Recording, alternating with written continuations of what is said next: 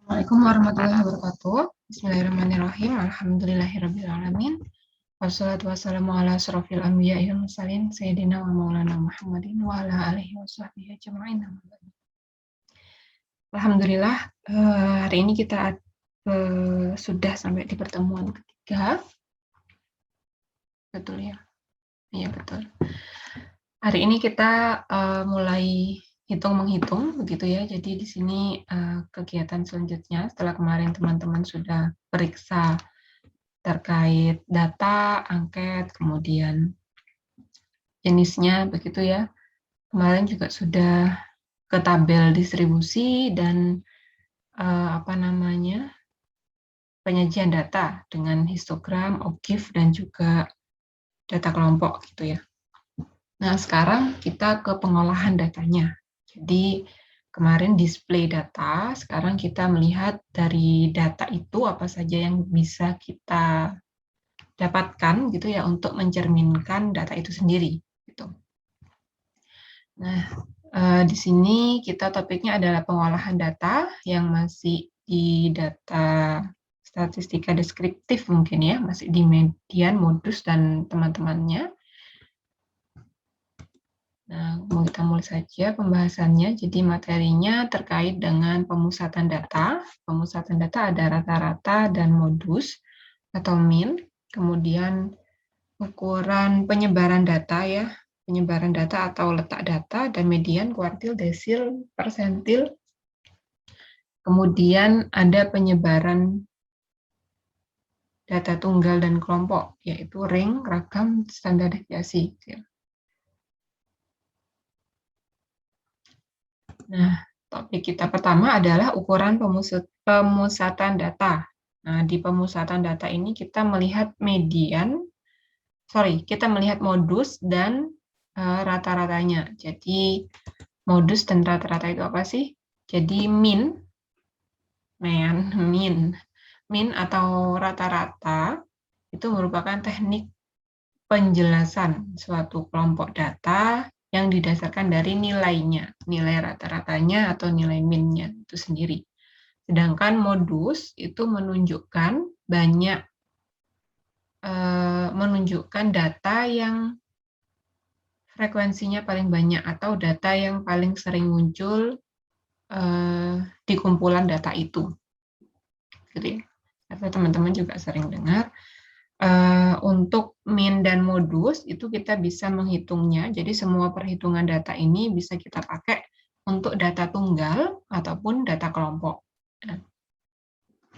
Jadi untuk data tunggal kita menentukan min-nya melalui menjumlahkan dahulu seluruh nilai data dibagi dengan banyak data. Itu ya, klasik ya. Saya harap teman-teman bisa merefresh juga ingatan di masa SMA atau SMK-nya gitu ya.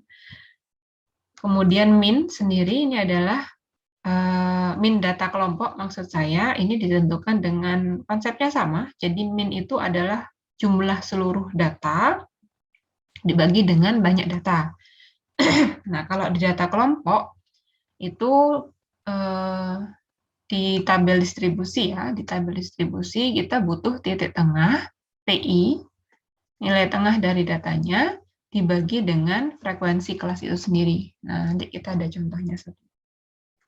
Modus seperti deskripsinya adalah data yang paling sering muncul. Jadi untuk data tunggal kita cukup melihat nilai atau data yang mana yang menunjukkan datum ya. Kalau data itu banyak.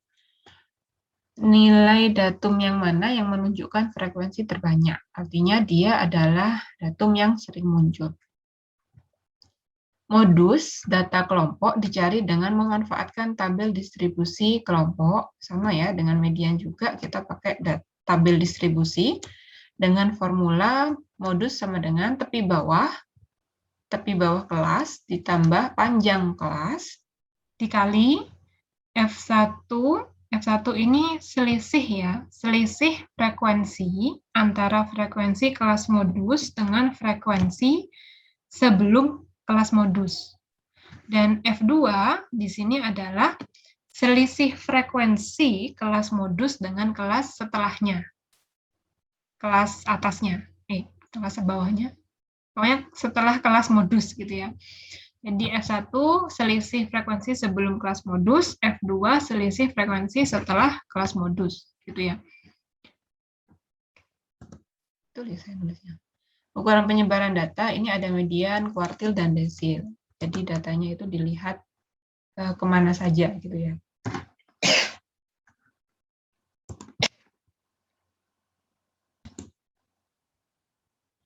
Nah, kita bahas dulu deskripsinya. Jadi yang perlu dicatat di sini adalah perhitungan penyebaran ataupun pemusatan tadi data, yang data kelompok itu dilakukan dengan menyusun tabel distribusinya terlebih dahulu ya.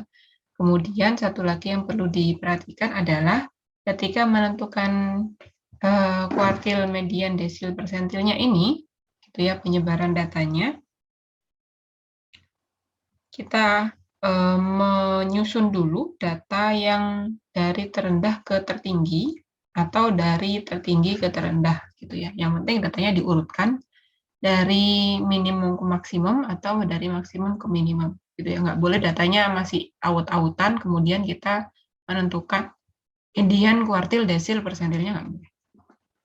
Nah, median sendiri itu adalah nilai yang berada di tengah data. Jadi datum yang ada di tengah-tengahnya data. Nah, median itu membagi dua data. Jadi data yang tadi misalkan panjangnya 10, itu kita bagi dua. Nah, tengah-tengahnya, pembaginya itu adalah median. Kuartil, itu kuartil 4 ya. Kuart itu kan 4. Berarti dia membagi data itu menjadi 4 sama banyak.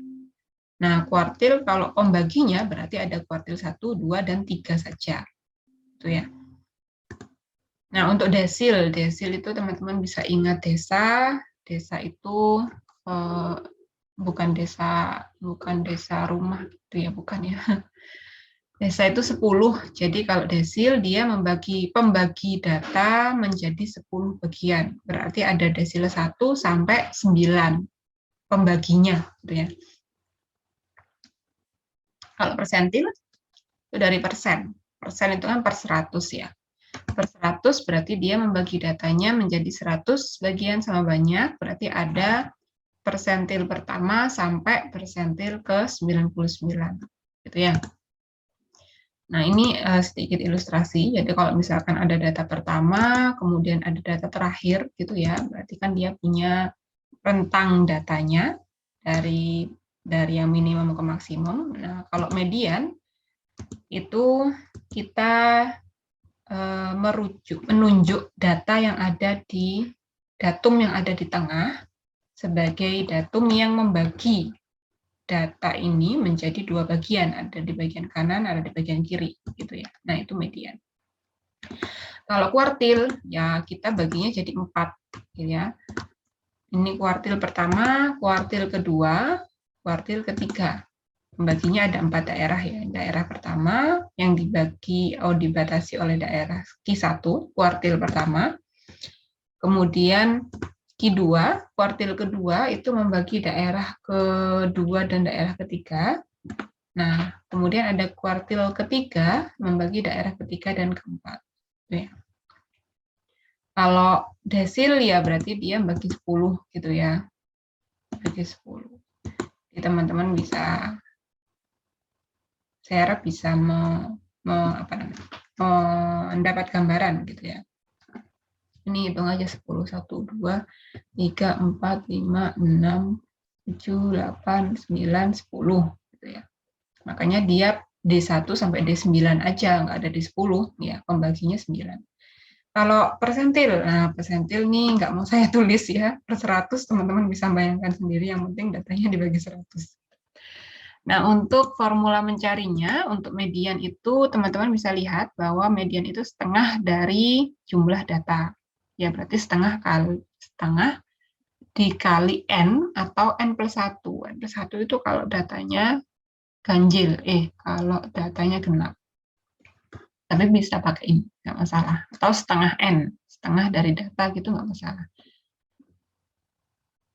Kemudian untuk kuartil pertama, ini I/4, I-nya itu bergantung ya. Kalau kuartil pertama itu berarti Q1, berarti 1/4.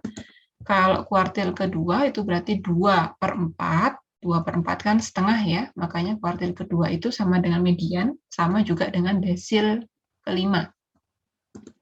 Nah, rumusnya sama semua, teman-teman. Bukan sama ya, identik. Jadi, per pembaginya, kalau desil kan dia pembagi data menjadi 10, berarti kalau desil pertama ya berarti 1/10, kalau desil kedua ya berarti 2/10, desil ketiga 3/10 gitu ya, dikali banyak data. Atau kalau datanya ganjil bisa N+1.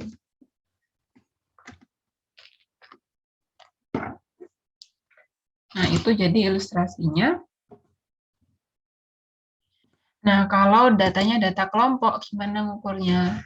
Nah, diukur dengan bantuan tabel distribusi frekuensi. Jadi kita nanti pasti pakai tabel distribusi frekuensi. Untuk rumusnya, saya tuliskan rumus median saja di sini.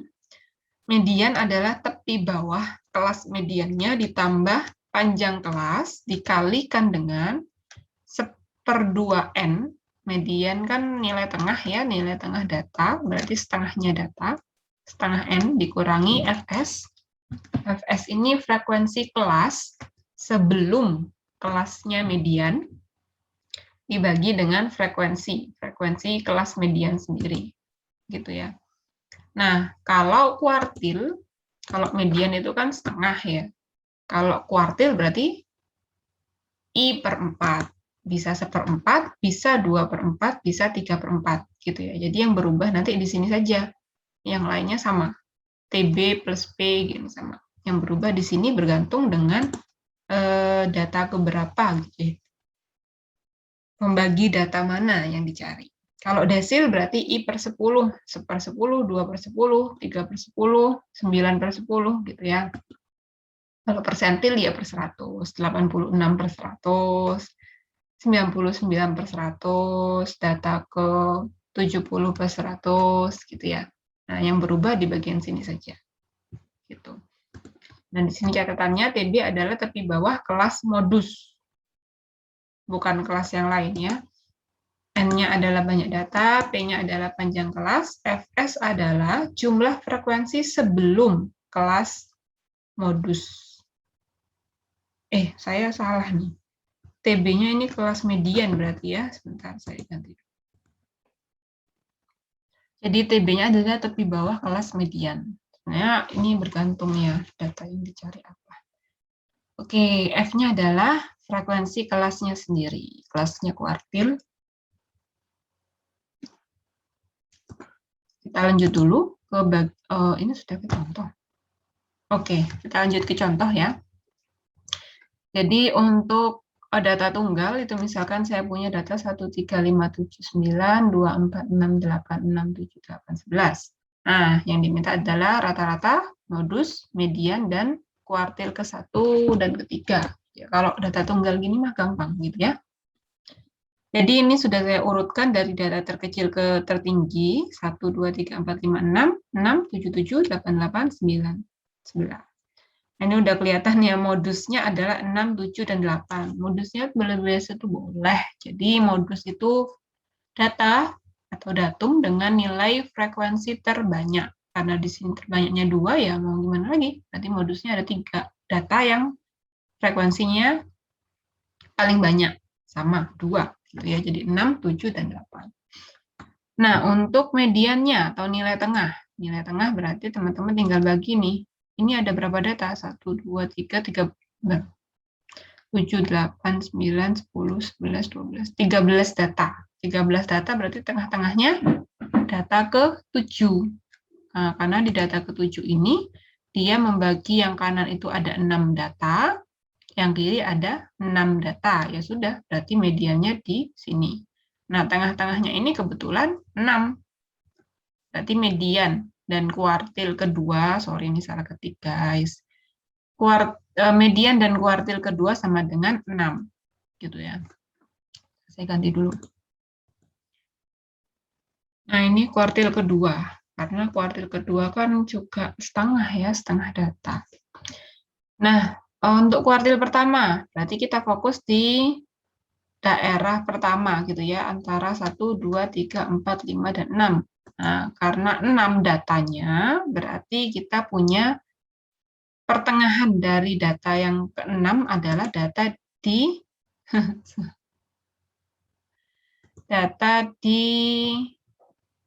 sini, data di antara data ketiga dan keempat, ya kan?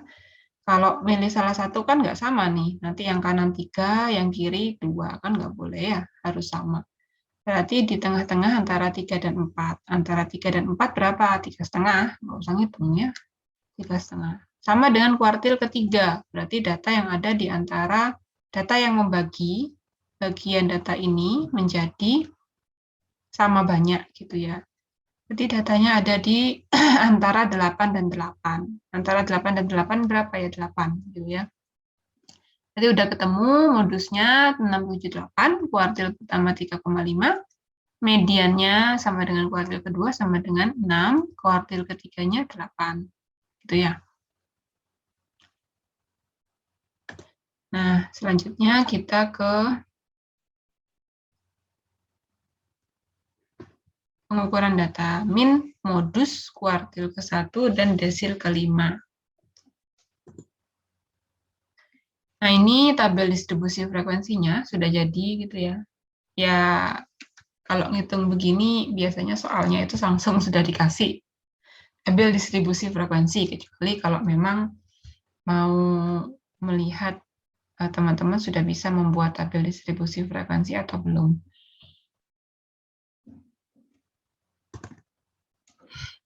Nah, untuk modus dulu, kita hitung modus. Modus adalah tepi bawah ditambah panjang kelas dikali frekuensi kelas modus sebelum. Frekuensi sebelum kelas modus dibagi dengan frekuensi sebelum ditambah setelah kelas modus. Nah, yang pertama kita tentukan untuk menentukan tepi bawah kelas, itu kita tentukan dulu kelas modusnya. Modus, diingat lagi konsepnya adalah data atau kelas yang paling banyak frekuensinya. Gitu ya. Jadi teman-teman bisa lihat sudah saya tandai di sini yang paling banyak frekuensinya adalah 17. Berarti kelas. Nah, jadi kita sudah dapat kelas modus ada di 60 sampai 62 dengan frekuensi 17. Nah, kita lihat kalau di sini nilai datum terendah dari kelas adalah 60.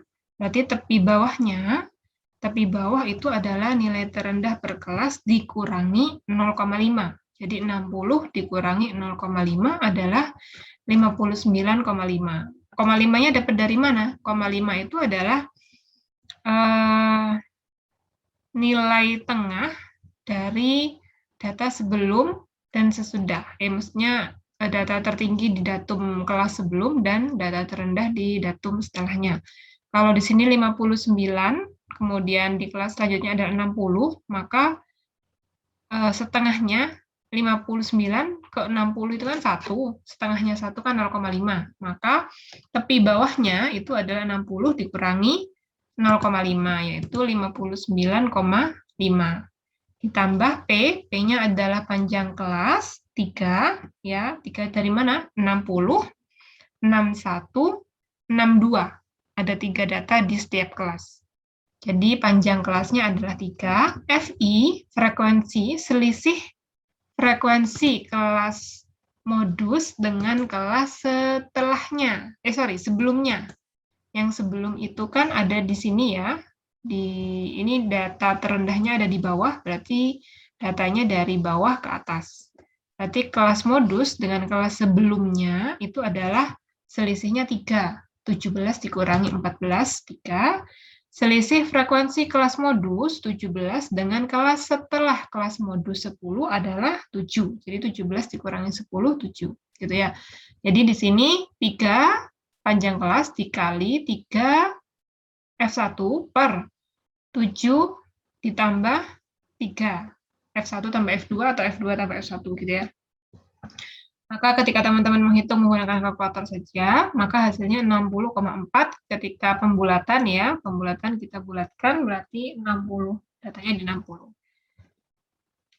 Itu karena 60,4 kan tidak ada di data ya. Tapi adanya 60. Maka datum yang paling banyak frekuensinya di sini adalah 60. Kemudian mean atau rata-rata, min atau rata-rata kita peroleh dengan mencari titik tengah dulu dikalikan frekuensi, gitu ya. Nah, dibagi dengan jumlah frekuensi. Nah, ini dapatnya dari mana? 4.838. Oke, kita lihat tabelnya. Kita buat tabel baru di sini. Ada tabel untuk TI titik tengah tiap kelas ya. Misalkan di kelas pertama ini kan 78 sampai 80. Nah, di kelas pertama ini 78 sampai 80 yang atas sendiri. Nah, 78 sampai 80 itu kan ada 3 anggota di sana ya, 78, 79, 80. Maka tengah-tengahnya siapa? 79. Kalau kelas kedua, 75 sampai 77. Berarti ada 75, 76, 77. Tengah-tengahnya siapa? 76. Gitu ya. Makanya di TI yang kedua ini kita tulis 76. Begitu seterusnya sampai kelas bawah sendiri. Nah, TI dikali FI, ya tentu saja titik tengah tadi dikalikan frekuensinya. Di sini kelas pertama itu 2 frekuensinya, maka 2 kali 79, 158. Kemudian kelas kedua itu 2 juga frekuensinya, dikali 76, 152. Gitu ya, dan seterusnya sampai bawah, kemudian tinggal di total. Yang di total mana? TI dikali FI. 158 tambah 152 tambah 219 bla bla bla sampai tambah 92 hasilnya 4838. Sehingga kalau kita mau cari rata-ratanya total FI total dari TI dikali FI dibagi dengan total frekuensinya 80 hasilnya adalah 60,48 rata-ratanya atau 60,5. Gitu ya. Oke. Apa ini? Tabelnya muncul dulu. Q1. Nah, kalau kuartil pertama, dia tepi bawah kelas kuartil ditambah panjang kelas. Nah, karena kuartil pertama berarti 1/4 N dikurangi Fs, frekuensi sebelum kelasnya sendiri. Dibagi dengan frekuensi kelasnya sendiri. Kelasnya kuartil pertama ada di mana? 1/4 N. Nah, ini aku salah lagi. 1/4 bukan setengah ya. Oke, jadi karena kuartil pertama kita nyari 1/4 N-nya, 1/4 kali 80, berarti 20. Data ke 20 ada di mana? Teman-teman hitung. 2 tambah 4, 10. 2 tambah 4, 6. 6 tambah 6, 12. Gitu ya. Jadi dari awal. 12 tambah 11, 22. Sudah lebih 20. Berarti 20. Data ke 20-nya kan ada di kelas ini. Gitu ya. Ada di kelas 54 sampai 56. Nah, berarti kelas kuartil pertamanya ada di sini, yang frekuensinya 11. Ada 54 sampai 56. Nah, tinggal masukkan aja ke rumusnya tepi bawah. Tepi bawah berarti 53,5 karena nilai terendahnya 54 ya. 54 dikurangi 0,5 berarti 53,5. Ditambah panjang kelasnya 3, 54, 55, 56. Ada 3 ya. Dikalikan 1/4 dikali 80, 1/4 N, dikurangi frekuensi kelas sebelum kelas kuartil. Nah, sebelum kuartil kan berarti yang ini ya. Nah, berarti 2 tambah 4 tambah 6, 12, dikurangi 12, dibagi frekuensi kelas kuartilnya sendiri. Frekuensi kelas kuartilnya 11. Gitu ya, berarti 53,5 ditambah 3 dikali 1/4 kali 80 dikurangi 12 dibagi 11. Hitung aja pakai kalkulator, hati-hati tapi ya, yang mana dulu yang harus dioperasikan, diperhatikan. Berarti setengah kali 80, 20 dikurangi 12, 8 dibagi 11, dikali 3, baru ditambah 53,5.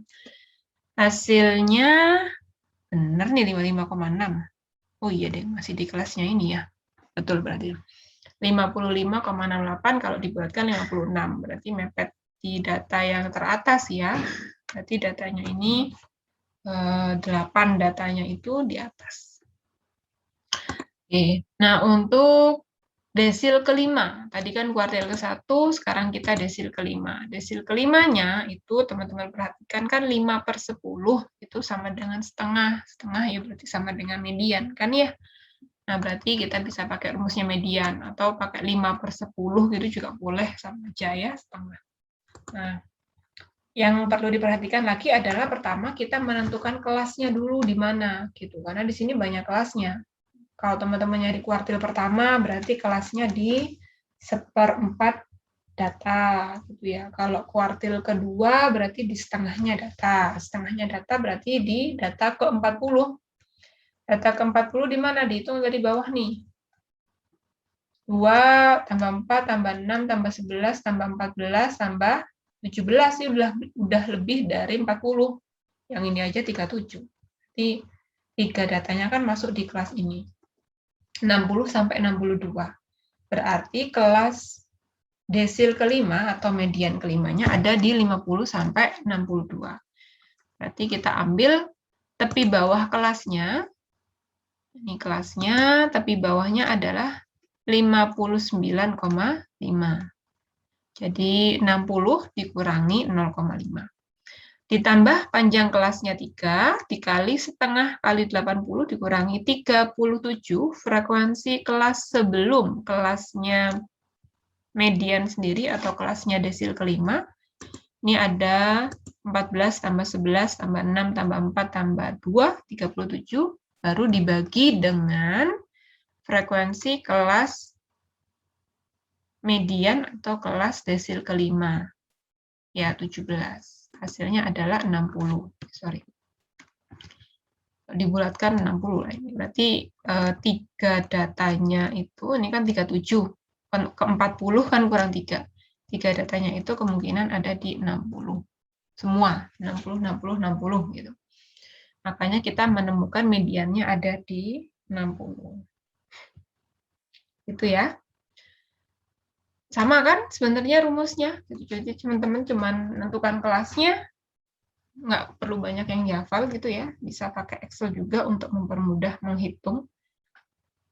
Nah, sekarang kita lanjut ke pengukuran penyimpangan data. Penyimpangan datanya menyimpang. Menyimpangnya dari apa? Biasanya menyimpangnya dari rata-rata. Sejauh mana data itu loncat dari rata-rata. Kalau misalkan rata-ratanya 3, ternyata datanya itu ada 1. Nah, berarti kan loncatnya 4 gitu ya. Nah, kita bahas yang pertama adalah rentang antar kuartil. Jadi untuk yang pertama ini, sebentar saya baca yang atas dulu. Pengukuran penyimpangan dideskripsikan sebagai suatu ukuran yang menunjukkan tinggi rendahnya data yang diperoleh terhadap rata-ratanya, gitu ya.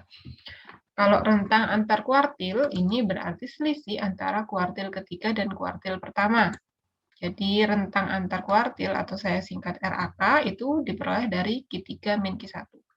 Selisih kuartil pertama dan kuartil ketiganya itu berapa gitu ya rentangannya.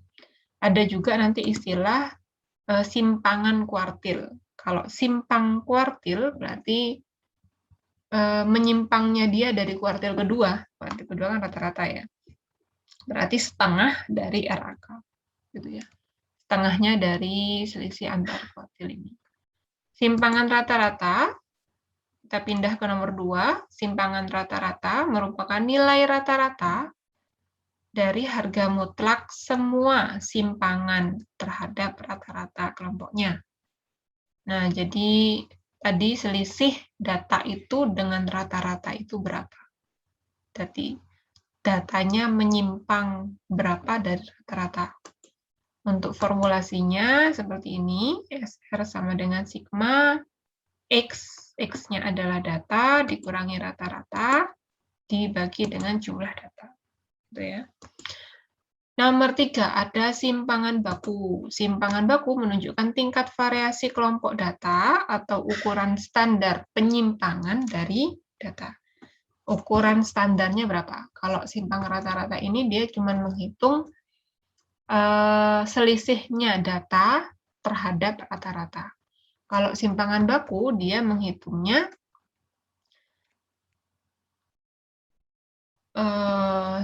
ukuran standar penyimpangannya dia terhadap rata-rata. Nah, ini diperoleh dengan seperti ini ya, simbolnya simpangan baku kayak tau. N-1 ini untuk data tunggal, data populasi nanti tau N gitu ya, atau tau saja. Nah, jadi formulasinya seperti ini, akar dari sigma X kuadrat dikurangi, X ini data ya, jadi sigma dari setiap data dikuadratkan dulu, baru dijumlah, dikurangi dengan sigma kuadrat, sebentar saya cek ini betul apa enggak. Yang tadi salah ya, jadi kuadratnya satu aja, dibagi N banyak data, kemudian total hasil pengurangannya nanti dibagi dengan N1, hasilnya nanti di akar.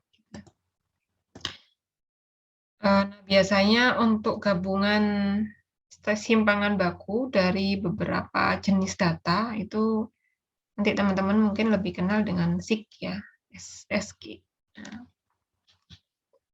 tenang saja, nanti kita pakai aplikasi untuk menghitung ini ya. Kemudian variasi atau varians adalah kuadrat dari setiap standar deviasi tadi. Ya, jadi standar deviasi dikuadratkan. Koefisien varian sendiri adalah satuan persentase ya, perbandingan antara standar deviasi dengan harga meannya. Formulasi yang digunakan adalah koefisien variasi sama dengan S. S itu standar deviasi. Standar deviasi yang di sebelumnya dibagi dengan rata-rata dikali 100%. Untuk angka baku, di sini ada Z-score. Nanti teman-teman juga akan kenal lebih di pertemuan selanjutnya ya. Z-score adalah bilangan yang menunjukkan tingkat data penyimpangan dari mean, dari rata-rata dalam suatu standar deviasi, atau seberapa jauh data itu menyimpang dari data-data. Nah, kalau di sini kita tentukan seberapa jauhnya. Gitu ya. Z-score sendiri adalah data dikurangi rata-rata dibagi dengan standar deviasi. Nah, seperti itu.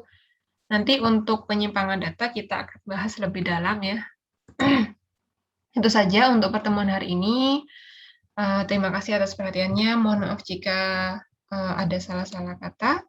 Saya akhiri pertemuan hari ini. Silakan dicek tugasnya. Sampai ketemu di pertemuan selanjutnya. Wassalamualaikum warahmatullahi wabarakatuh.